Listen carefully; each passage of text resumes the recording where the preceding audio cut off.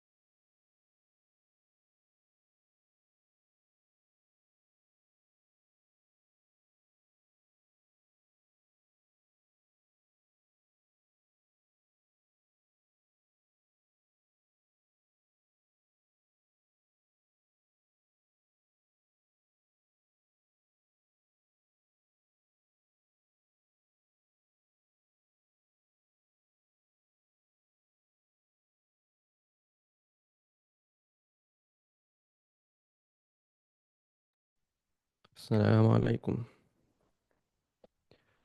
وعليكم السلام ورحمة الله وبركاته.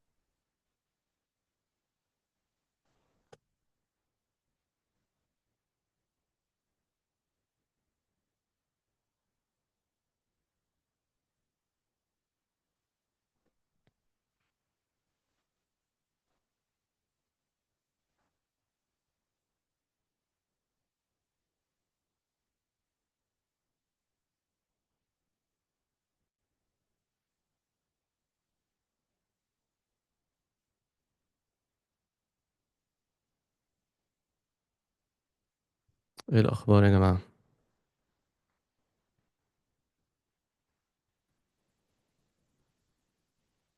الحمد لله، كله بخير الحمد لله. كله تمام الحمد لله. أم... معرفش دكتوره مريم هنا ولا كده، قالت لي المفروض انا اسجل. هو موجودة المفروض وابتديت إن أسجل بدأ بالفعل، يسجل. خلاص خلينا نمشيها كده، خلينا نمشيها كده. خلاص يعني تمام، ما سجلش من عندي. تمام.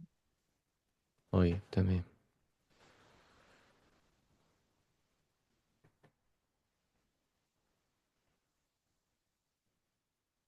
اوكي، ايه الاخبار يا جماعه؟ في آه في حد ذاكر حاجه؟ في آه في حد شاف الفيديوز اللي كنت حطيت اللينكس بتاعتها؟ آه الاول هو كله بيتكلم عربي هنا؟ آم، do I are there any non-Arabic speakers on the call?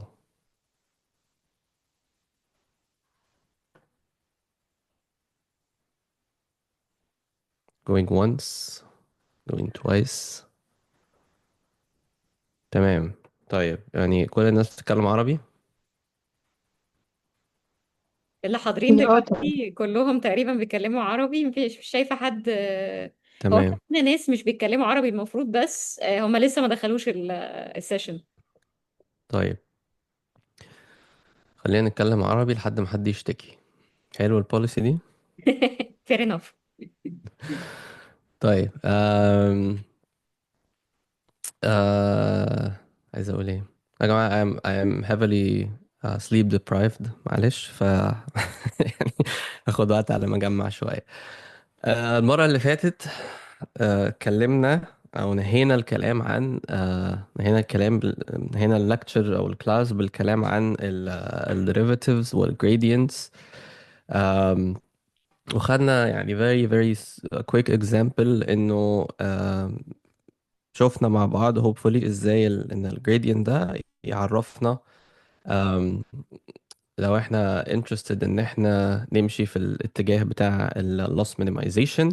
قلنا ان ال gradient دايما بيبوينت ناحية ال steepest ascent، ف if we need to move towards the steepest descent we just reverse the sign. وده ياخدنا ناحية أقل نقطة اللي هي بالنسبة لنا المينيمم اللي احنا عايزين نوصل لها. لأن الفانكشن بالنسبة لنا بتبقى اللوس in as a function of البارامترز. احنا الفكرة قلنا في النيورال نتورك ان احنا عندنا weights و biases. weights وال biases دي as we train the model، الفكرة ان احنا we try to learn the values of these weights and biases اللي بتخلي ال loss function او ال loss value دي through اللي بنحسبها through loss function as close to the minimum as possible. تمام. وبعدين قلنا انه there is a very easy way to do this، ان هي from the calculus the concept of derivatives. فاتكلمنا عن what is ايه هو ال derivative بتاع any given function. وقلنا انه by definition the derivative is basically it tells us the instantaneous rate of change of a function at a specific point.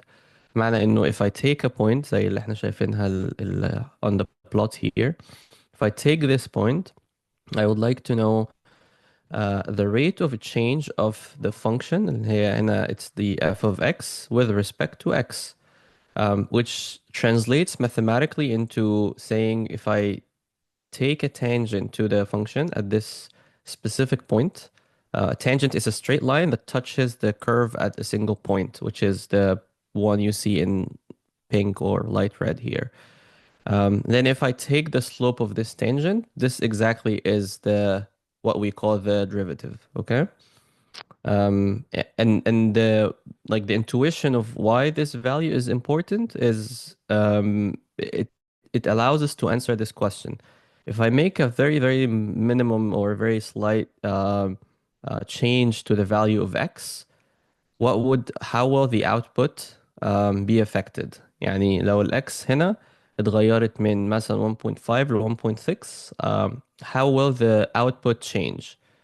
Um, Again, the x here would be like one of my parameters اللي في النيورال network. and for example one of the weights.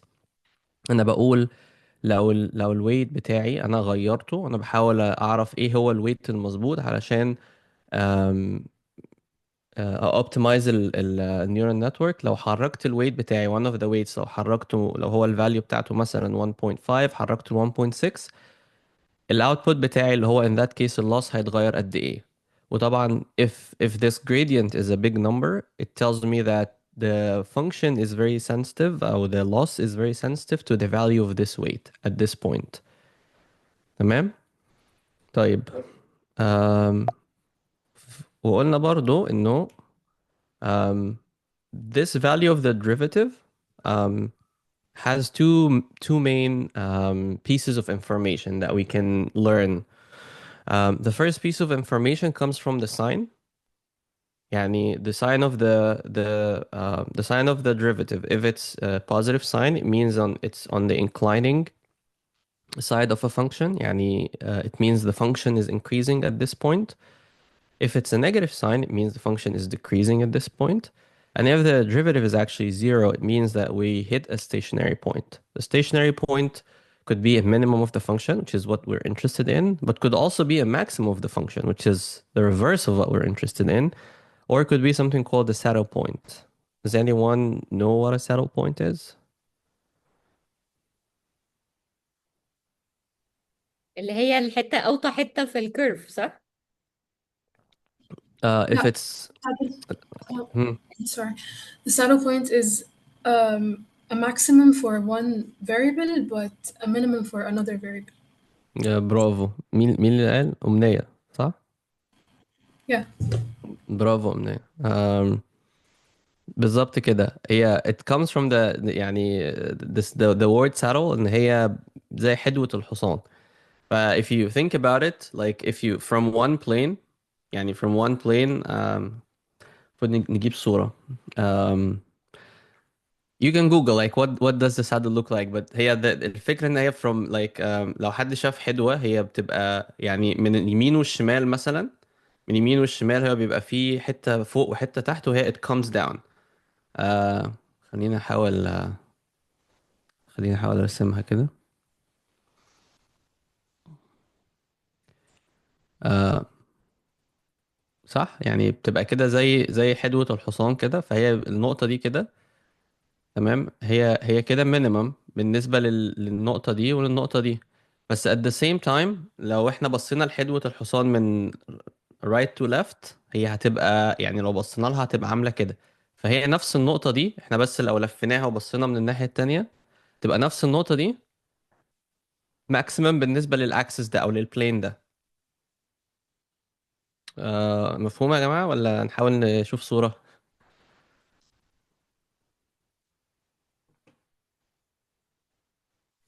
يا ريت يبقى في image توضح لنا أكتر يعني. طيب حاضر، لحظة واحدة. آه... عايز أعمل إيه؟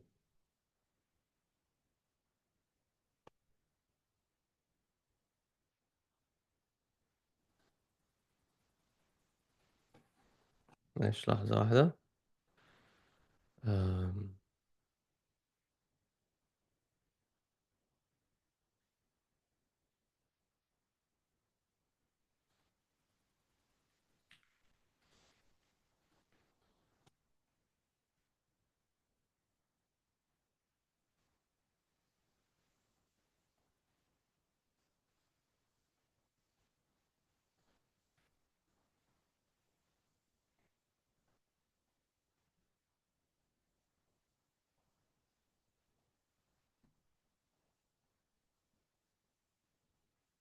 طيب شايفين كده الصورة دي؟ اه تمام. طيب احنا ده اللي أنا كنت بقول عليه. لو احنا That بصينا من explains هنا. that ها؟ explains that explains it. بس Yeah. So دي it's if we look from this plane، like if we just look from this plane. uh oops، عملت ايه؟ آه النقطة الحمراء دي it's a minimum من if I'm going from this side to this side like along this plane. فهي it's a minimum point بالنسبة للplane ده. بس if we take the other plane من هنا، ف it becomes a maximum point بالنسبة للplane ده. بالظبط زي حدوة الحصان، عشان كده اسمها saddle point. على حسب ال point of view يعني. بالظبط. ف it's a minimum for one plane and a maximum for a different plane. تمام. الفكرة انه at this point كل اللي احنا بنحاول نقوله هنا انه if I take the derivative at this point it will be zero and ال change at this point is zero. اوكي. طيب نرجع تاني ل هنا اهو. تمام. طيب يبقى دي كانت أول حاجة بالنسبة للديريفاتيف اللي قلنا ال two pieces of information اللي ممكن نطلعهم من الديريفاتيف هي الساين أو الماجنتيود. magnitude is an easy one, like the absolute value of the derivative اللي هي it tells me how steep the change is. So like يعني this is pretty easy to imagine. إنه the slope of a straight line, if it's 5, it's different from when it's 1. If the slope is 5, it means like it's really, really steep. If it's like look would this is not 5, like would look like this, like very steep. So like if the x changes by a tiny bit, then the y changes by a lot. So like this means that a small change in x triggers a very large change on y. If the slope is just uh, like a very small or smaller, means that you need a large change in x to trigger some change in y. ف this is usually explained by the magnitude of the derivative او اللي هو بالنسبة لنا the slope. تمام. طيب كل ده قلناه المرة اللي فاتت. And this is a quick example. If we have the function y equals x squared, if we take this point here, if we calculate the derivative of that point, the derivative of the function at that point, it's just like -3 here. It's -6. So from the sign of this derivative, we can see that the function is decreasing at this point. And if we take a different point, for example, here, f of 2, the derivative of the function is 4, which is a positive point. So the function is increasing at this point. And in here is hold on. In here is the case where the derivative is 0. So this actually is the minimum of the function. So you see that the slope is 0, the derivative is 0. Okay? كل الكلام ده recap of the recap. تمام؟ طيب and then we introduced the idea of gradients. احنا قلنا ان كل الكلام ده if we're talking about a single variable فيعني عندنا x a single variable and the x we're interested in defining the relationship between f of x and x. But if we have multiple variables, which is the case in the neural network, عندنا weights و biases كتير. The way we express this is using something called the gradient, which is basically what is it called? Like a collection or a vector that has all the partial derivatives of the final value we're interested in, which is in our case the loss, with respect to each one of those variables. أحمد عندك سؤال؟ ايوه، هو انا عندي سؤال سريع بس. هو ال y equal x square هي دي equation ثابتة وبتطبق، يعني مش بتتغير؟ مش فاهم سؤالك أوي. This is just an example to show. يعني ده example عشان نشوف لو احنا عندنا function اللي هي y equal x squared, how does the derivative at different points along this function gives us information about this function. يعني هو الفكرة تمام. دلوقتي انه انا عندي function، الفانكشن دي y equals x squared. تمام. انا عايز اعرف اه when the x مثلا equals -3 which is the case here، الفانكشن ساعتها السلوب is increasing ولا decreasing، من غير ما calculate السلوب او يعني من غير يعني طبعا this is a very geometric way of expressing this. تمام. فاحنا دلوقتي بسبب ان احنا عملنا plotting للفانكشن and we draw a tangent اللي هو الخط الاورنج، you can tell ان هو this is a negative slope. تمام. بس in a case لو انت if you want to algebraically identify where does the function what is the like how does the function change if x equals -3, you can easily just calculate this. So the derivative would be of this function like dy by dx. A little bit of calculus here would be just equals 2x. It's pretty easy. So at x equal -3, the derivative would be -6. فمن غير ما ارسم الفانكشن واشوف انه في تانجنت لاين وارسم التانجنت لاين واشوف ان ده decreasing، انا اوريدي بس مجرد اني حسبت الديريفاتيف بتاع الفانكشن at the value of -3 عرفت ان الديريفاتيف ب -6. تمام، يعني فعرفت الايكويشن ساعتها انه بتختلف بالظبط. على حسب فعرفت. الفانكشن. نعم. الايكويشن بتختلف على حسب الفانكشن، يعني ممكن الاقي ايكويشن مختلفة في فانكشن مختلفة. ايوه ده الفانكشن. ما هو y at, equal x at the end of كيوبيك the مثلا. day the neural network is a mathematical function. صح؟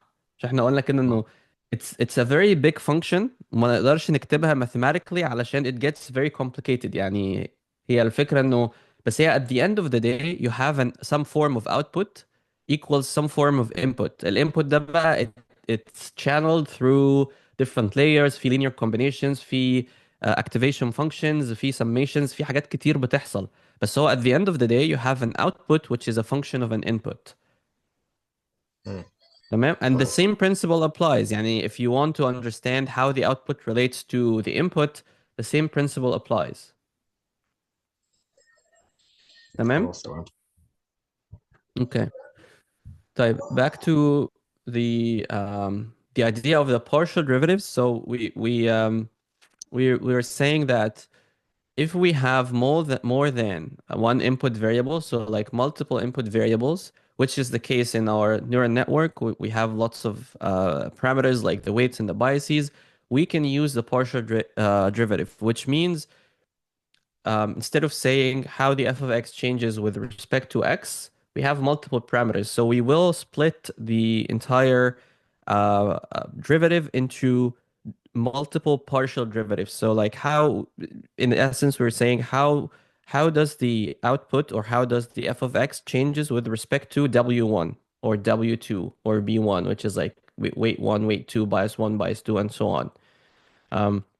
And collectively, this derivative term or the vector of the derivative term is what we call the gradient.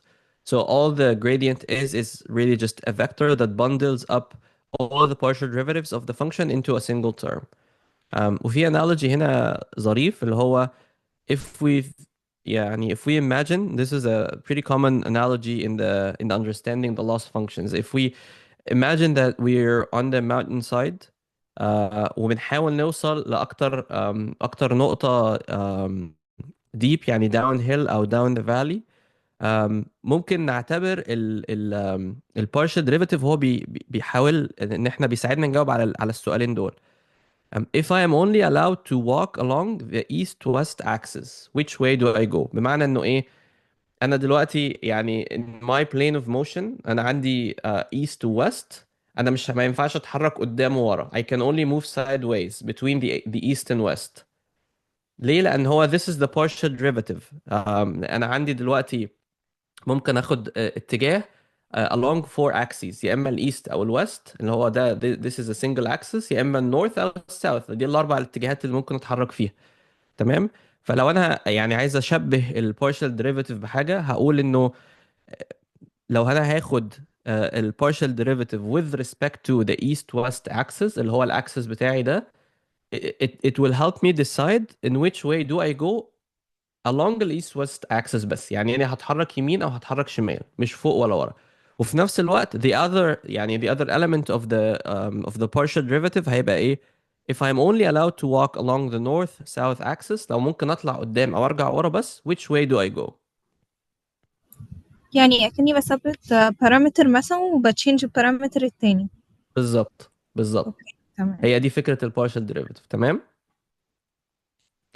طيب حلو. طب البارشال ديريفاتيفز دي لما بنحطها مع بعض في فيكتور، يعني احنا بناخد هنا ده باي ذا واي يعني a small note هنا فين ال dy by dx، فين dy by dx؟ ايش dy by dx هنا؟ طيب يعني when we're talking about derivatives دايما بنستخدم dy by dx. بتلاقوا حرف d. when we talk about partial derivatives بنستخدم السيمبل ده. هو عامل زي الدي بس مش دي قوي. مش فاكر بصراحة اسمه ايه اللاتين سيمبل بتاعه ايه، بس يعني typically this is how a partial derivative, like this is typically how you know that this is a partial derivative او a full derivative اللي هو نستخدم اللتر دي dy by dx. اوكي. طيب فهنا الجريدينت of the loss اللي هو السهم المثلث المقلوب ده gradient of the loss is just a vector of the partial derivative of the loss with respect to w, assuming that I have only like a w parameter, and the partial derivative of the loss with respect to the bias term out b. تمام.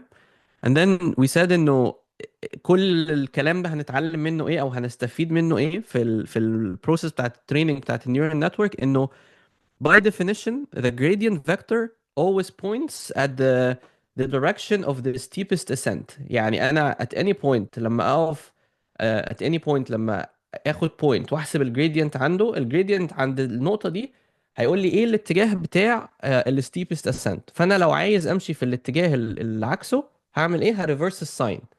in our case ان احنا interested in minimizing the function, we move in the opposite direction. فبحسب الجريدينت واخد النيجاتيف بتاعه عشان اتحرك في ال opposite direction. تمام. And then برضه quickly المرة اللي فاتت we introduced بقى حاجة اسمها gradient descent. فدلوقتي عشان ال definitions هتبتدي تدخل في بعض، يبقى هو الجريدينت هو عبارة عن ايه؟ زي ما انا كاتب هنا كده، بنعتبر ان هو ده الكومباس بتاعي، ده البوصلة بتاعتي. انا بمسك يعني بشوف النقطة اللي انا فيها وبحسب الجريدينت عشان تقول لي انهي اتجاه هتحرك. تمام.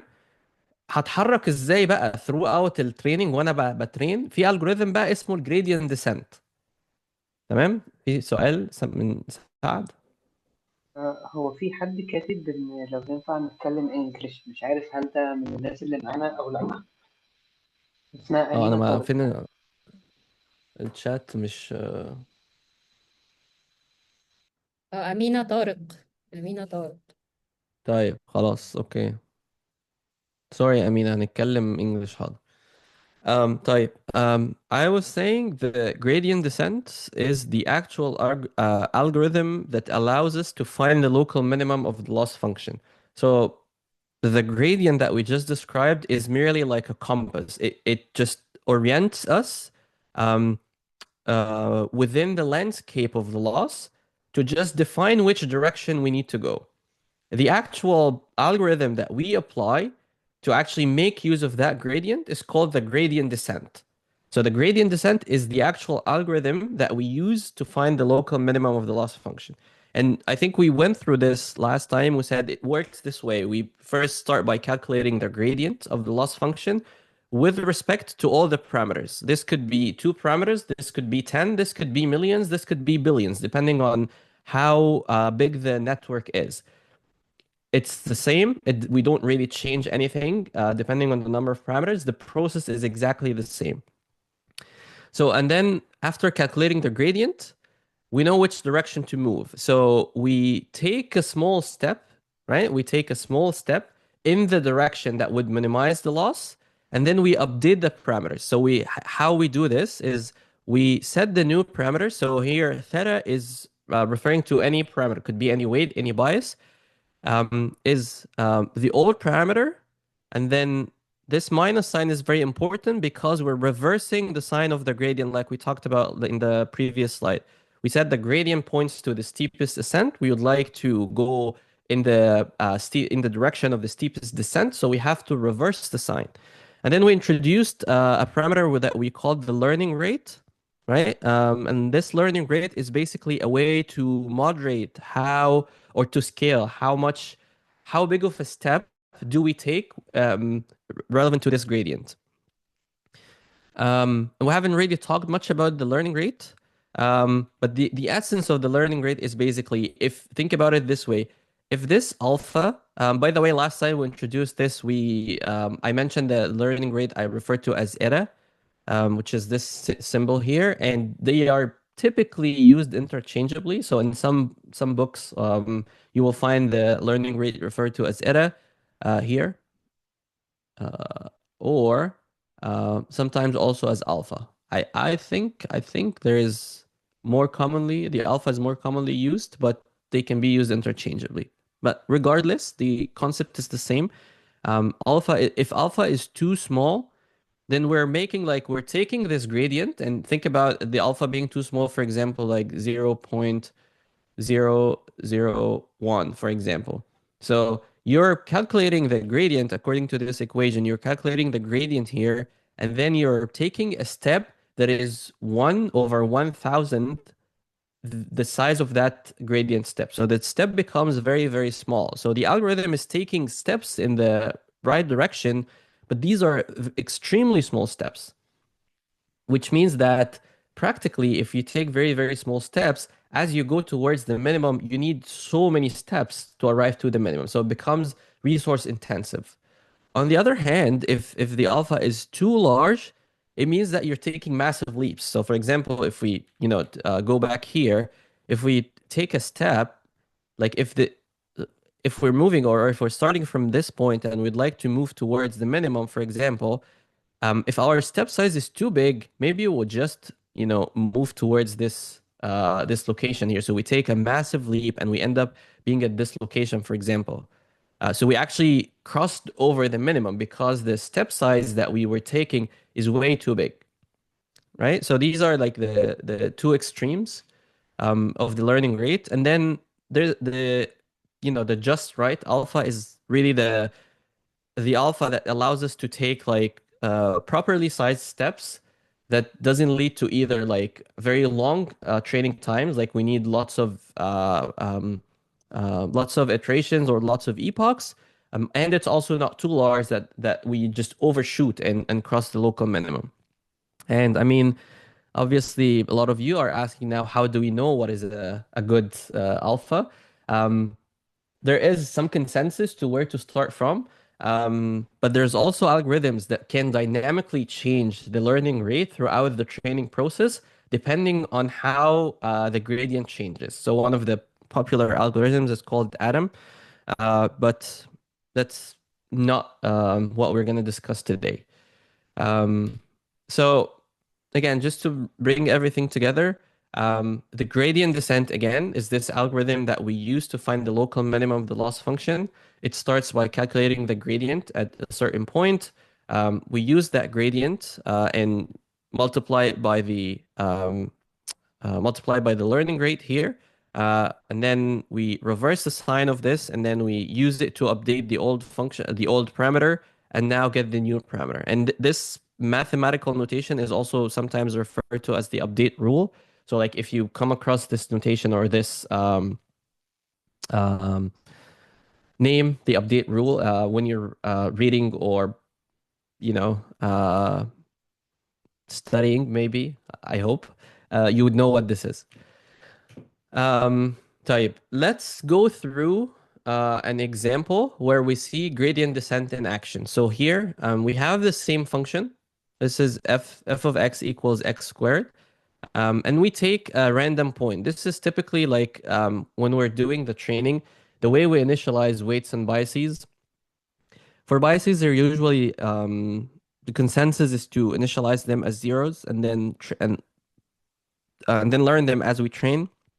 The ways, there's different ways to initialize them, but one of the ways is to just pick like some random numbers from normal distribution. So let's say like we picked here this number here. So like the number 2. So according to the algorithm, what we do is we calculate the gradient at this point, which is 4. So like again, the derivative of this function f of x equals x squared. So the derivative of the function is actually 2x. So at x equals 2, the gradient is 2 times 2, which is 4. And then we use the gradient and the learning rate. So we're going to use a learning rate of 0.1 here. So this is exactly the same formula that we discussed in the previous slide. So the new value for x is 2, which is the old value of x. This is what we started with, minus 0.1, which is the learning rate, times the gradient that we calculated here. Okay, which gives us 1.6. So it's telling us if we would like to move in the direction of the loss, we should change this parameter x from 2 to 1.6. So like the point moves here. All right. So then we repeat the same process again. Now we moved at 1.6, right? So we calculate the gradient at 1.6, which is 2 times 1.6, which is 3.2. Then we calculate the new value of x by taking the old value of x, which is the 1.6, and then we subtract the learning rate times the gradient. So 0.1, the same learning rate, times the gradient, which is 3.2. So now it tells us the new value of x is 1.28. And we keep doing this many times, and you see how every time we're actually approaching the minimum. We're very close to the minimum until we get to like 0.023. Obviously, we know that there is an algebraic minimum to this function because if we put x equals 0, the f of x, which is the minimum in that case, would be 0. So like, but you see like in the previous, like for example, from like step 13, or in that case 14, because I started at 0, up into step 20, the loss doesn't really change much as we approach, like as we started here, the steps were like moving the x by almost like a big value, and then it becomes less and less and less as we approach the minimum until we get to here, and we can decide where we would like to stop. Like when we do the training, we either decide we want to stop when the loss hits a certain limit, or when we, go through the data X number of times. Like for example, here I just decided I want to do like 20 different epochs, or 20 different iterations. And this is something that you can change in training. Um, so like if we look at what happens like throughout this algorithm, we started from this orange point here, and then this was the path we've taken through gradient descent until we arrived at this purple point here, which is very, very close to the real minimum. And you can see like the difference in the the step size, if you will, that we were taking from each one, like between each iteration to the other. As we get closer to the minimum, the size of the step becomes smaller. And this is a different way of viewing this. Like with this is now the iterations on the x-axis, and how the x value, which is the actual parameter value, changes through time. So you see that initially, like this value is changing very steeply, and then as this as this progresses, we are like we become like really, really flat, or very close to being a flat function. Okay, is it clear? Any questions? This was like, I think this was like a recap of the last maybe 15-20 minutes of last session, but we expanded it a little bit and we threw in a couple of examples. Hopefully this makes it maybe a little bit more clear. في حد مريم اسمها مريم Mhm. how can we know the value of learning rate? Yeah, so the value of learning rate it's called a hyperparameter. يعني ايه hyperparameter? So everything that the network or the model learns in training is called a parameter, which is like the weights and biases. Everything that we set by choice is called a hyperparameter. This includes, for example, the actual architecture of the model. This is a hyperparameter because I can decide that I would like to have, 3 hidden layers, or 2 or 4 or 5. I could decide that I would like to have 10 nodes per hidden layer, or 5 or 20 or 60 or 100. I can make this choice. Like this is a choice I make. And it's going to affect the outcome, obviously, but it's not something that the model can learn in training. It's the same for the learning rate. I can pick a learning rate that is like 0.0001, or I can pick a learning rate that is like 0.1. And obviously, there's a lot of trial and error and experience when it comes to this. But again, there's some algorithms in place that can help you do this. And like the general idea is, for some of these algorithms at least, is that if you're too far away from the minimum, you have like a larger learning rate so that it gets you closer to the minimum. But then as you approach the minimum, as the gradient actually becomes less and less, like how do I know that I'm approaching the minimum? Do you see like the value of the gradient, how it changes here? Like we started from here, the actual gradient in the first step was 4. Like that's 4 units. And then just look at this value of the gradient here. And then as we move forward, this gradient becomes increasingly smaller. So 3.2, 2.5, 2, 1.6, 1.3. But you see, as we get closer to like, even after just 10 epochs, we get from like 0.4 to 0.3. So like the change is only 0.1. And then less than 0.1, like from 344 to 275, then to 220, then to 176. So as this gradient becomes smaller, you know that a smaller gradient, we said, is a measure of how steep the slope is. So because it's kind of getting closer to being flat, you know that you're close to the minimum. So some of these algorithms would use a higher learning rate when the gradient is big, which means that you're way far away from the minimum. And as you get closer to the minimum, So as the gradient becomes smaller, the magnitude of the gradient becomes smaller, you reduce the learning rate to avoid overshooting and passing over the minimum, basically. Clear? Okay. طيب. Let's get to something called the chain rule.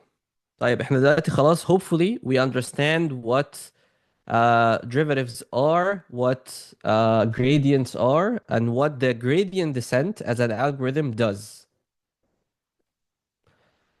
Now, there is an important question. We haven't really talked about how we compute these gradients, right? We just said, like um, in the gradient descent, that we just plug in this gradient function here, this gradient term here, in order to update each one of these weights. But then the question now is, how do we calculate these gradients? It's very simple. We take the derivative of the loss function with respect to every one of those parameters, right? But think about this. Think about a network where you have a million parameters. It means that in order for you to learn from a single example in your training data, you need to calculate 1 million partial derivative of the loss with respect to every one of these parameters. Right? Does that make sense? Okay. So we can choose to do this manually, but it doesn't take much thinking to realize that this is going to be very prohibitive, very, very fast as we upscale the network. And as we do this multiple times, if we have to, do like 500 epochs across all the training data, it means that we have to calculate a really large number of partial derivatives. And this is where an algorithm called backpropagation was introduced. It was actually, I believe, from the work of Jeff Hinton.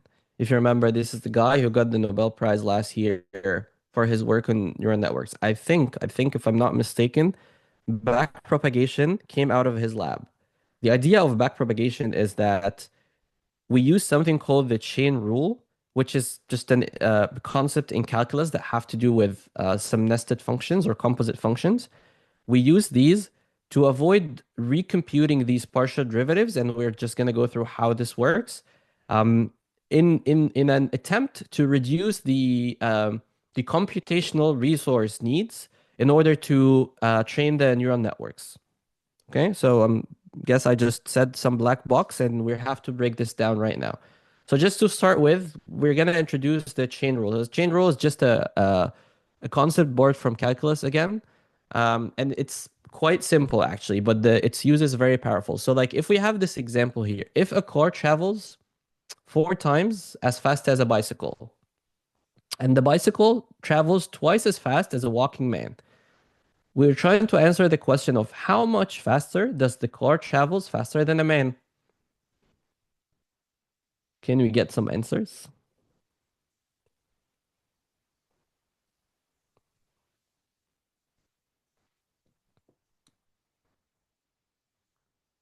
I'm gonna start naming names. طب ما حدش رد.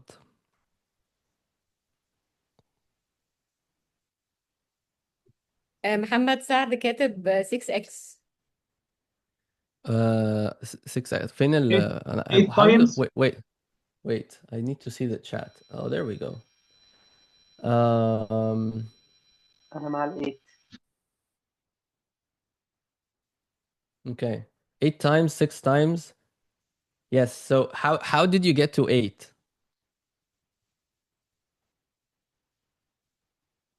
Mathematically, it's very simple. If C, which is the car, is 4 times then B, and B is 2 times as A, all we need to do is we need to just plug this into this equation. So C becomes 4 times B, which is times 2A here, which is 8A, right? So it's 8 times, right?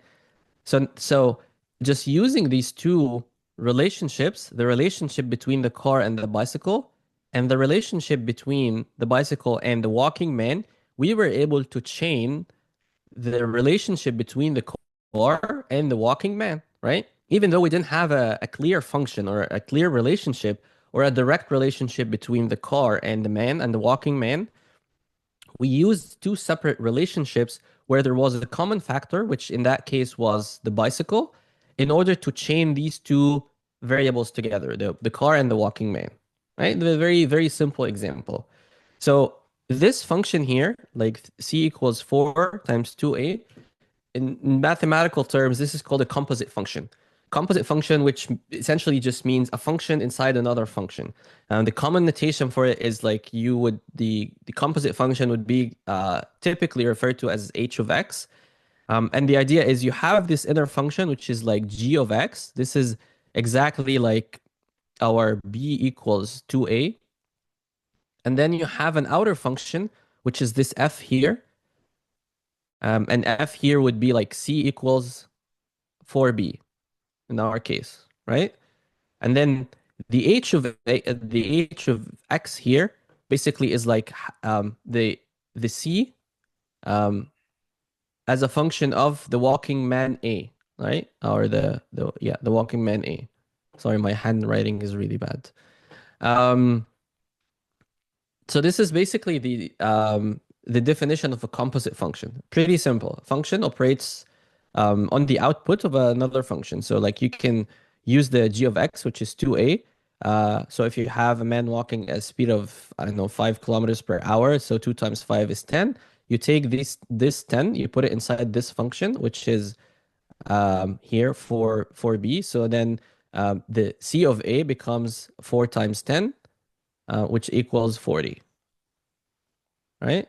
So if a man is walking by, according to this definition, if a man is walking by a speed of 5 kilometers per hour, then a car is going by, according to this rule, at a speed of 40 kilometers per hour. Pretty simple, right? Okay. But we're not interested in this function. We're interested in taking the derivative of this function. So in taking the derivative of the composite function, we have two different notations. One is called the Lagrange, I think.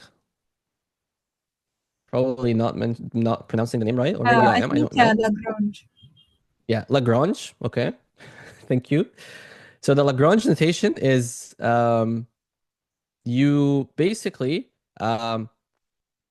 what it says is you can calculate this derivative of h of x, which here is the h prime of x, by taking the derivative of the inner function on its own. So like we take the g of x, and we calculate the derivative of this, which is like the g prime of x, and we take the outer function by its own, which is this function, just the f here, and we take the derivative of the outer function just by itself. And after we take the derivative of the outer function, we substitute the g of x itself inside here. And then we multiply these two steps by one another to get the derivative of the whole composite function. Okay? So again, one more time. We take the derivative of the inner function, which is g prime x. That's our first term. And then we take the derivative of the outside function. And then after calculating this derivative, we substitute the original inner function within the f prime function, so the derivative of the outer function. And then we multiply these two terms by one another, and this gives us the derivative of the composite function. Okay? There's another way of calculating the derivative of the composite function, which is the Leibniz notation. I think I got this one right. And the Leibniz notation is basically what you typically see. Like I think I personally am more familiar with this notation.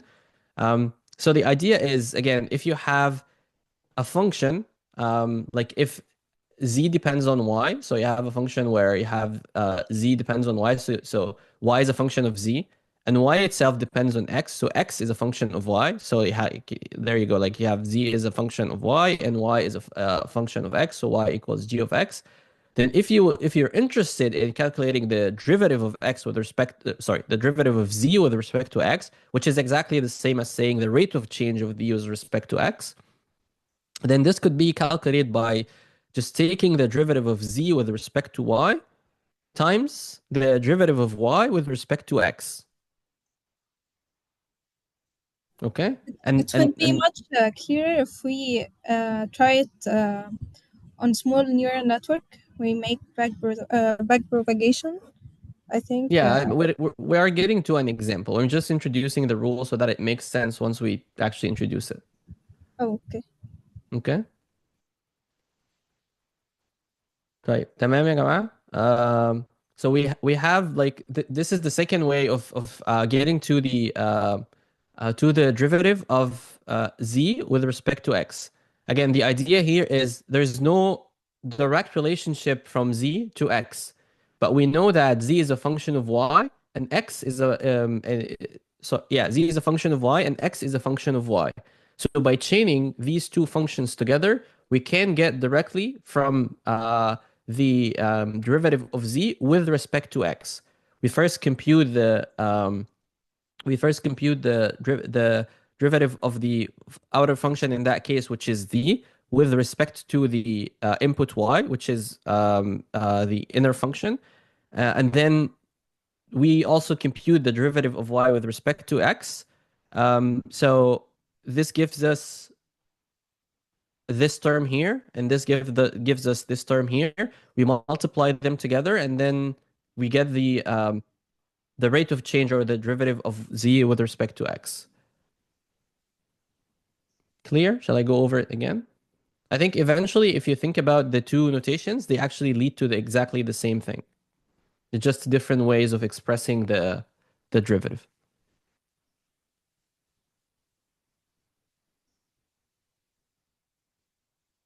Any questions? Okay, I'm moving on. So the natural question is, why should we care? Like, why did I introduce the composite functions and the chain rule, and what does this have to do with neural networks? So the idea here is, as we mentioned, I guess multiple times now, that the neural network is in essence a very massive, deeply nested composite function, right? So if you think about how the flow of information goes inside the network, you feed some input to the first layer, and then the output of that first layer becomes the input to the second layer, right? And then the output of the second layer becomes the input to the third layer, and so on until you have the final output that is produced, and then compared against the reference, which is like the loss value. So like you really start like from inside here, you have this input which passes to the first layer, and then the entire output of this first layer is passed to layer 2, and then the entire output of layer 2 is passed to layer 3, and so on. So you have as many layers until you arrive at the outer layer, which we call here layer L for loss. And then this is how you compute the loss. So in essence, the neural network is a very nested, a deeply nested composite function through like multiple layers. Does that make sense? Okay. So the chain rule is exactly the way we can precisely express how a small change in any part of the chain, like a single weight in the first layer, for example, how it propagates and cascades throughout all of these layers to ultimately influence the final loss. Remember that this is where we started from. The question we were trying to answer is, how do we understand how each one of those parameters affect the final loss? And when you have a way that is just, connecting your input layer just to the first hidden layer, you would like to still know how much this affects the loss, which comes like 4 or 5 layers afterwards. So the chain rule, by taking now, by chaining these different parts, these different nested parts to one another, we can now kind of dissect every step into its own partial derivative and stitch them together or chain them together. And this way we're allowed to, or we're able to relate the final loss to any parameter across the network. Okay? Hopefully this is coming across as clear. So now I mentioned backpropagation. Like before we talk about the chain rule, I mentioned backpropagation. So backpropagation is this very efficient algorithms which basically applies the chain rule to calculate a gradient for all the weights and biases in the network, right? So remember, we said in the first part, we talked about the gradient descent, and we said we need the gradients in order to update the parameters from like the old ones to the new ones. And then in order to calculate these gradients, we are using this algorithm called the backpropagation. And the idea is, again, this backpropagation, you can think about it as this method or algorithm trying to really distribute the blame that comes from each one of these parameters. Like, for example, if the entire error, for example, is 10, I would like to know from, I don't know, let's say 100 parameters, I would like to know how much each one of those parameters is actually contributing to the final loss. So that the parameters that have stronger contribution to the final loss, I can change their values and then eventually reduce that loss to a minimum. So in a way, we're trying to blame each one of those parameters to a portion of the loss.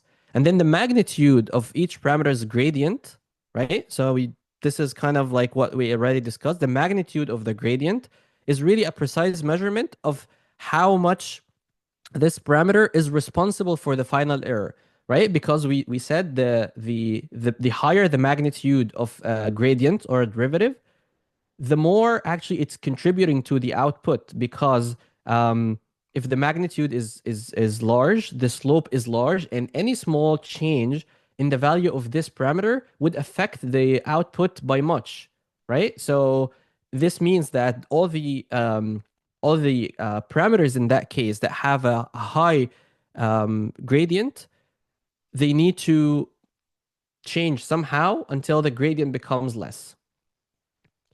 And the sign of each one of those parameters tells me which direction should I move in order to change the error. Okay? Hopefully this is clear. Okay. Let's just walk through a step-by-step, at least in words now, before we get to the math, of how this really works. The bigger idea here, and I'm going to put this forward early on, the bigger idea behind the backpropagation and why we introduced the entire chain rule thing is that we try to reuse some of the partial derivatives instead of recalculating things from scratch every time. So this is going to become clear as we explain it, but just stick with me. So the idea is we start to calculate the gradients from the end of the network. So we start from the end and move backwards. That's why it's called the backpropagation. So we start at the end, which is the output of the network. We calculate the gradient of the error with respect to the output of the final layer. Remember, the error is basically directly the output of our loss function. Loss function is, for example, could be like the MSE, the mean squared error, which we described a couple lectures ago, which is basically what is the true value of y, the output minus the predicted value of y, for example, squared, right? This is like the MSE or the mean squared error function. You take the difference between what the network outputs versus what the true value is, you take that difference and you square it, and this becomes your loss. So in the first step, we're taking the gradient of this error here with respect to the output of the final layer, okay? And this gives us something called an error signal. Not really important, but let's just call it an error signal. And then this error signal is then used to directly compute the gradients for the weights and biases that connect to the final layer. This is going to become more clear in a second. Just stick with me. And then we propagate backwards. So moving backwards, if we have the hidden layers and then the output layer, so now we computed first the gradient of the error with respect to the final layer, and then the gradient of the of this error term with respect to the weights and biases, and then we we move backwards, so we calculate the gradient of the error with respect to the activations of the hidden layer, the previous layer to the output layer. And then we keep propagating backwards until we compute the gradients with respect to the weights and biases of that hidden layer. So essentially what we're doing here is that we compute an error signal from whatever layer. So this could be the output layer or hidden layer. And we use it as an ingredient. So now this is something that we compute, we save in memory, and then when we move backwards, we use this term directly in computing the gradients for the layer before it, which is layer L minus 1. Okay? I guess no one got anything. I'm really bad at doing this, but let's walk through an example. So we have our like very simple neural network here. This is the input. This is our hidden layer with only 2 nodes, and this is our output, right? And this is our loss function. So mean squared error is the predicted value minus the true value squared. By the way, it could be either way. It could be true minus predicted or predicted minus true. It doesn't really matter. You square it at the end. And then there is kind of like a common practice in machine learning in general to multiply this by 1/2 so that when we take the gradient, we actually get rid of this too. So in some examples, like for example, if you have watched the videos from Josh Starmer, he doesn't really use this. He just uses it as it is and leaves the 2. It doesn't really affect anything. I can guarantee you this because we're not interested in the absolute value of the mean squared error. We're taking the derivative anyways. And this is just a scaling. We apply the scaling to make the derivative nice. Okay? Type. So this is our loss function. And we said the first step is we're taking the partial derivative of the loss with respect to the actual final output. So we're taking the partial derivative of L, which is this term here, with respect to the predicted value of y, with respect to this predicted value of y. And here, this is a little bit now of calculus. We can do this together, but this, like, if you don't know where this came from, just do a refresher on derivatives in calculus. If we would like to basically do the derivative of dl as a function of y of the predicted y value, what we do here, there's actually 2 ways of doing this. We can either use the chain rule or the multiplication rule. If we use the chain rule, since we talked about it, we have an inner function here, like this y pred minus y final. This becomes our inner function, right? And then the outer function is this entire term squared. So like the outer function, we can call this entire thing, for example, u or something, and then u squared. So if we want to calculate the derivative of this, all we need to do is for the outer function, the derivative is just going to be 2u, right? And this is where, again, this is where this half sign comes in place. So this half sign, basically, if there is a half here, we basically cancel out the 2 and the half, and this becomes just u. U in that case is really just this term here, right? And then we said we multiply this by the gradient of the inside function. So the gradient of inside function, this is y pred is itself, so the gradient is 1, and there's no predicted y term in this term, so it's going to be 0. So essentially, we're multiplying this u times 1, which is really just u, which u, or in our case, is this term here. So this is how you compute the partial derivative of loss with respect to the predicted value of y. How many of you are following? Get only 1 thumbs up from Noor.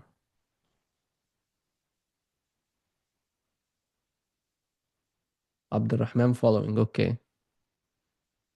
All right. So I'll keep moving. So then we said this is just the first step. So this we computed the partial derivative or the gradient of the loss with respect to the output of the network, which is the y predicted value. And then so we move backwards, right? So before this output, we have these connections or these edges, which are the W3 and W4, connecting the 2 hidden layers. Call this 1 and 2. Sorry. Uh, we call these 1 and 2. 1 and 2. So you got W3 is connecting layer 1 to the output, and W4 is connecting hidden layer 2 to the output. So like the output itself, in this node here, is actually the activation function, of the linear combination here. So like this term Z out here, which is essentially we're multiplying the activation of the hidden layer 1. So AH1 is the activation of hidden layer 1 times its weight, which is W3, right? Plus W4, which is this weight here, times the activation of hidden layer 2. The activation of the hidden layer is basically the output of the hidden layer. Remember last time when we talked about the hidden layers, we said we have like the pre-activation, which is just a linear combination before passing to the activation function. And then the actual output after the activation function, we call this directly the activation of the hidden layer. So in here, we're taking the output of this hidden layer after the activation function. So the activation of hidden layer 1, multiplying this by its weight, so weight number 3. And we're taking the activation again of hidden layer 2, which is this term here, AH2, multiplying this by W4, and adding the bias term for this node, which is, we'll call it here, actually this should be B2, not B3. There's no 3 here. Sorry, this is a mistake. So taking this, so this should be B2. It doesn't really matter, but the bias term in here, this becomes like the linear output, right? The linear combination that goes into the output layer. And then we said, much like any other node, in that case, we pass this linear combination, which is the out, to the activation function. In that case, just for simplicity, we're using the identity function. Identity function meaning that you're basically outputting yourself. It's like the activation function is returning self. So basically, it's not really transforming the Z output in any ways. So the predicted value of Y exactly equals the linear combination, which is the Z out. Okay? Hopefully this is something we covered before. So hopefully this is clear. So now what we're interested in is we're interested in identifying the gradient of W3. So the gradient of W3 is the partial gradient of loss with respect to W3 according to the chain rule. This is basically the gradient of the loss with respect to the predicted value of Y times the predicted value of Y, right? The predicted value is like, we have two equations here. The partial loss, or the derivative of the partial derivative of the loss with respect to W3, there isn't really no direct function to go from this to this, right? But we have a relationship between the loss as a function of the predicted value of Y, right? This is what we did on the previous slide, right? We have this term here. We have the loss as a function of the predicted value of Y. And at the same time, the predicted value of Y is a function of the Z out, right? So we can then multiply this by the partial derivative of the predicted value of Y as a function of Z out. And at the same time, this Z out function, this Z out term, sorry, is a function of the W3, which we're interested in. So then we multiply this by the partial derivative of Z out as a relative to W3. Is that clear? Because this is very important. This is the entire reason why we explain the chain rule, because we would like to link terms that are not put together in the same equation through other equations. So in here, we're interested in defining the partial derivative of the loss with respect to W3. We don't have a direct way of expressing loss just as a function of weight 3. So we chain different equations together through the relationships that we defined until we arrive and use the chain rule until we arrive at this value that we're interested in here. We start from first the linking of the actual loss to the predicted value of Y pred, and then the predicted value of Y itself is related to the linear output, the linear output or the linear combination in the output function, which is the z out term here. And this z out is related to the W3 using this formula here. Does that make sense? Now it's too messy, so I just erased everything. Clear. Okay. And we do the same exactly for W4. Like if we're interested in the weight for W4, like all we do here is we also take the partial derivative of the loss with respect to the predicted value of y times the partial loss, times the partial derivative of the predicted value of y in relation to, in relation to the linear combination in the output layer times the partial derivative of the z out with respect to W4. Hopefully this is clear. This is exactly what we did for W3, but instead we're using this output. We're using this weight, and the z output is actually the same. Okay? And now you will realize something here. You will realize that these two terms are exactly the same. So like in computing the gradient for W3 and W4, we don't really have to recompute this because this is already done in the previous step. Like we have already computed this here. So I don't really need to go and compute 3 partial derivatives in this equation because this exactly is what we computed in the previous step. So we can reuse this term, just substitute this in the equation and just focus on, in this layer, just focus on calculating this partial derivative of z out in relation to W3 and W4. Okay? And then after this, we also have the bias term. So again, this is B2, not B3. I don't know why I put 3 here. Just because it was like W3 and W4, I just put B3. But it's really, or actually, actually, that's right. Because this has the B1 and this has the B2, so this is B3. Sorry. I did make a mistake. I made a mistake now. So this actually is B3. But anyways, so again, we can use exactly the same rule, but instead of, if we're interested in calculating the gradient for the loss in respect to the B3, we use exactly that same term, and then we multiply this by the partial derivative of the z out with respect to B3. So this way, you see that this part is pretty much constant. We compute it once, we reuse it, and every time we need to find the partial or the gradient for W3 or W4 or B3 in that case, we only need to compute a single partial derivative here, which is the derivative from the z out from this equation to each one of those terms, like either to W3, W3 or W4 or B3. And this is the only thing that we compute in these 3 steps because this has already been computed before and we can reuse it in that step. So again, going from here, moving now backwards to this hidden layer.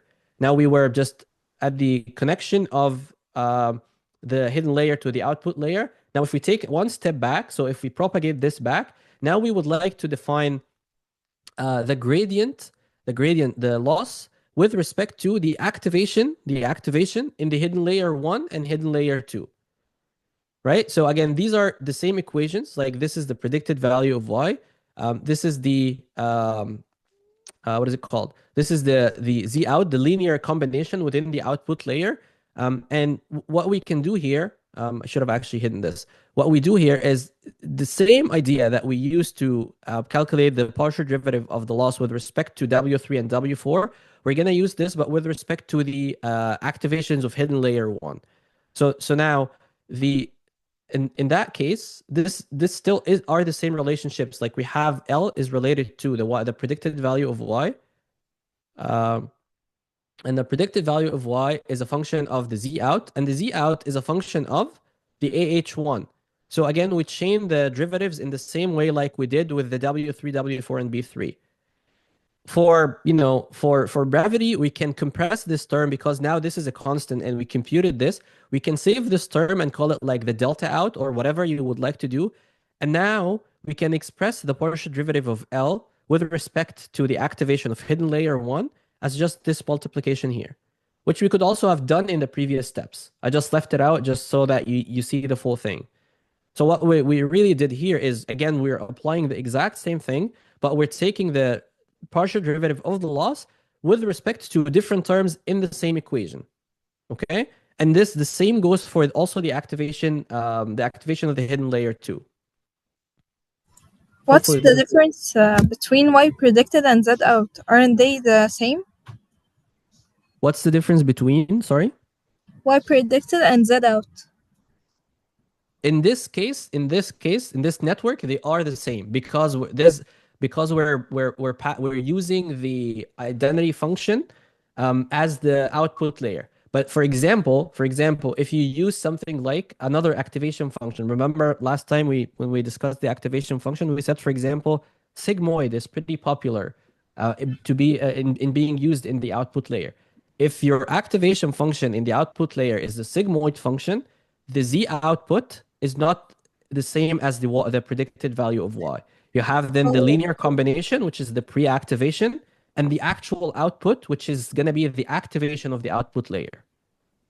So Got it. while in this case, in this very specific example, for simplicity, because we're using the identity function as the activation function, in other cases it might not. So we discussed the example that would generalize to everything. I just mentioned it here. Okay, got it. Okay. So now we have computed the loss with respect to the activations of hidden one. Just to give you a sense of what exactly this means, it means that this entire, like the loss that comes from this entire segment here, which includes the activation of the hidden layer one, the W3, and the output, these three partial derivatives are actually now present or quantified or accounted for in this term. So like as we move backwards, we don't really need to we don't really need to calculate the partial derivatives of every one of these terms again, because all we can do as we move backwards is we can reuse that term here, which is the partial derivative of the loss with respect to the hidden layer one, in order to calculate the other, like for example, the W1 and the B1 and so on. So what this term gives us is it kind of like locks in the gradient of this entire part of the network. And we don't really need to recompute that gradient anymore, because we've already computed this. We already know how much loss is contributed from B3, from W3, from WR, from the activations of AH1. So as we go backwards, we don't really need to redo it. We don't really need to redo this again. We already have this information. So we can just use this term and propagate it forward. So I hopefully this now makes sense to you, what we're saying, that you move backwards because the part that gets repeated is at the end of the network, not at the beginning of the network. So, and then as you move earlier, at earlier time points in the network, you can reuse the later stuff, the gradients at the later parts of the network that you've already calculated. So like if we keep moving forward here, like now, if we now just focus on this activation, the activation of the hidden layer one, basically this activation, if we assume that this is the ReLU function, like remember last time we talked about ReLU function, we said it's very popular to use in hidden layers, and the mathematical formula is basically the activation of hidden layer is taking the maximum value of 0 or the pre-activation of hidden layer 1. Because if you remember, if the linear combination, that is the pre-activation, is negative, we just remove it and put 0. If it's positive, we put it self, which is the pre-activation of the hidden layer 1. And then at the same time, this pre-activation is linked to W1 and linked to B1, right? So this is basically the linear combination of the output going from, because this is, I mean, obviously this is a single input example. If you had, for example, a second input here, then you would have a single weight going here. So that would be like W1 times X plus W2 times X plus B1.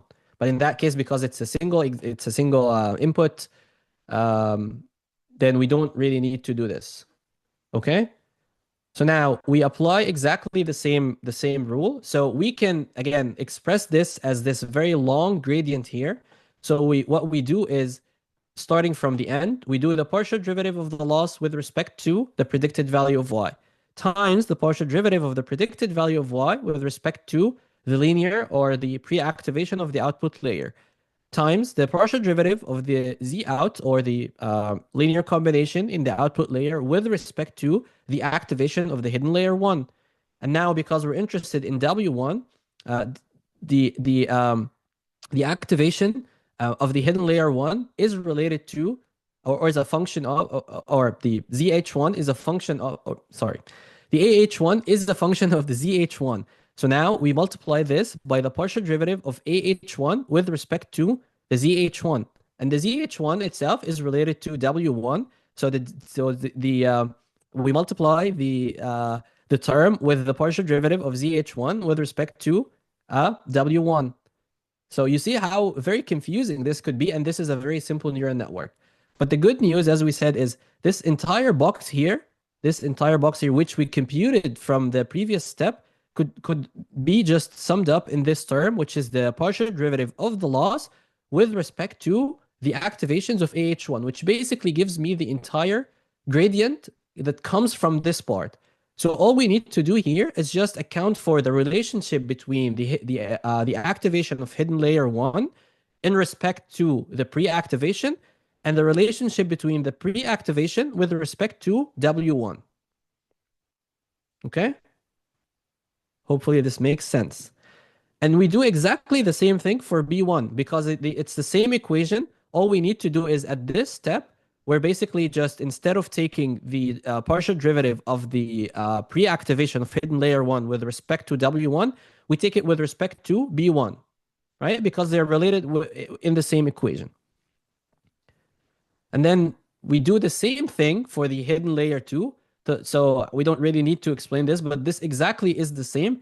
The only difference is now it's like AH2 instead of AH1, and it's related to the pre-activation of the hidden layer 2, and this is related to W2 instead of W1, and bias 2 instead of bias 1. But we're using exactly the same thing. This is the term that comes from this gradient here. So this is the partial loss, the derivative of, or the partial derivative of the loss with respect to the activations of hidden layer 2, which sums up all the gradients we computed in this part here, times the partial derivative of the activations of H2 in relation to, or with respect to, the pre-activations in the hidden layer 2, times the derivative of the pre-activations with respect to either W2 or B2, depending on the gradients we're calculating here. Does that make sense? Okay. At least Noor understands. Okay. شكرا يا نور. طيب. What do you do now? We got stuck in this calculations. So everything that we've done here now goes back to the equation, the update equation or the update rule of the gradient descent. All we were doing here is we were taking every one of those parameters, which is theta. We were computing the loss, a partial derivative of the loss with respect to this particular parameter. And this gives us all the information that we talked about. This partial derivative tells us what's the magnitude and what's the direction. And we multiply this gradient by the learning rate. And then we update this weight for every single weight. And we repeat this until the entire thing converges. Again, the convergence could be by a certain loss that we set for the network to keep going until the loss hits a certain value, or until we reach like a certain number of epochs. Like we said, okay, we're just going to train for 500 epochs. Do 500 epochs over the data, and I don't care what the loss value is, okay? So we do a forward pass now with the new parameters. So after we have updated every one of those parameters, we do a forward pass, but now with the new weights, with the new biases. So this is going to give us what? A different predicted output. We use that predicted output to compute the loss. Then we use backpropagation to compute the gradients like we described. We input these gradients into the gradient descent algorithm or the update rule, and then we update the parameters. And this is how, after 4 lectures, we learn parameters.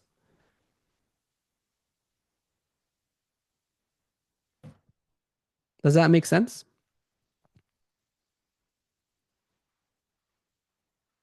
I'm hoping so. Okay. We're going to stop here because, I mean, I told you from last time, this is gonna be a heavy one. It will take some time for you to process, and hopefully, just going through the recording a few times, and then what would really help you is to understand, or is to, sorry, listen to this being explained from different perspectives. So, for example, the videos I sent yesterday by Josh Starmer, he takes a very numerical example. So who, instead of just doing equations and stuff like this, I was trying to really just cover conceptually what backpropagation does and why it's relevant. He just calculates everything with numbers and tells you how everything is done. But I think he, like, to me, he missed a very important point, which is basically the core strength of backpropagation is the idea of basically reusing these partial derivatives. Like, he just alludes to it quickly, but he doesn't really stress on the fact that this is why backpropagation is such an effective algorithm, is that because the partial derivatives never change from one layer to the next. So if you've computed it once, you save it to memory and then you reuse it. You only compute the newer derivatives, the newer partial derivatives, and this is what you need to update your parameters. Okay? Questions? We still have like 5 more minutes for questions.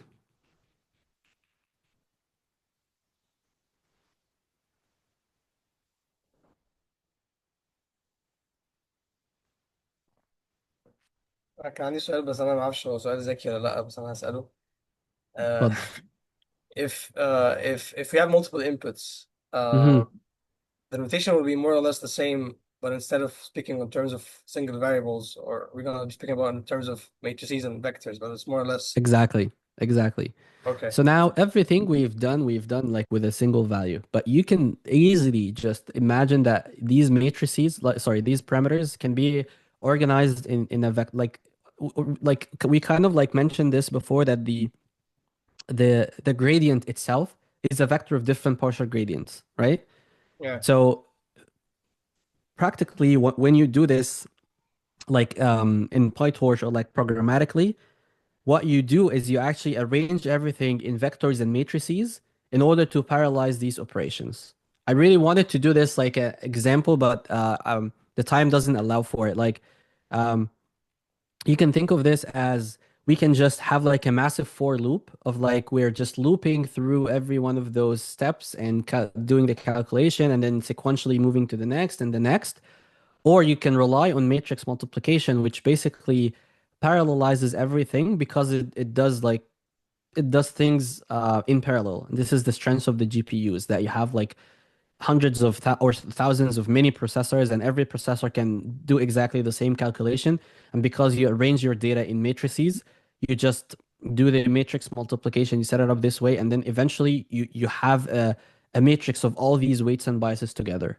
So you arrange your input as like a maybe a one-dimensional vector, like you flatten it out, and then you have a matrix of weights, and then you do this just using matrices and vector operations. But within this matrix and vector operations, it's exactly the same step that happens, that we like what we're describing here would be like a single example taken from this matrix. In the matrix, you just do this with how many data points you have in your matrix, but it's exactly the same process. Yeah. Okay, I got it. Thank you. No problem. More questions?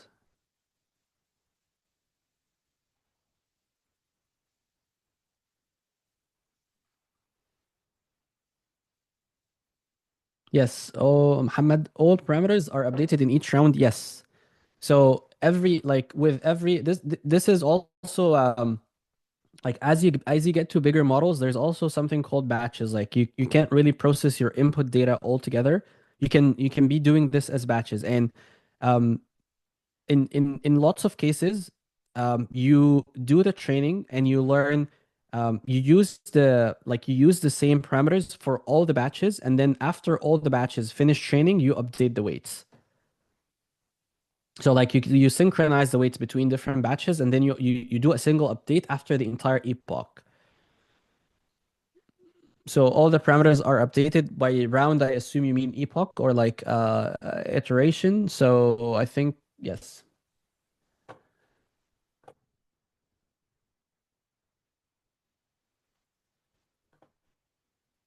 Okay, if there are no more questions, I think we're about time. So thanks for everyone who made it today. Hopefully it was useful, at least to some of you. إن شاء الله نراكم على خير المرة الجاية. If you have any questions, I understand this is um, like a heavier lecture.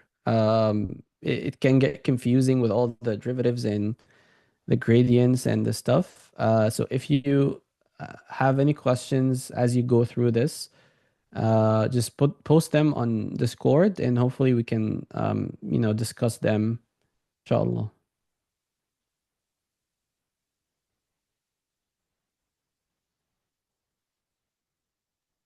شكرا دكتور عمر.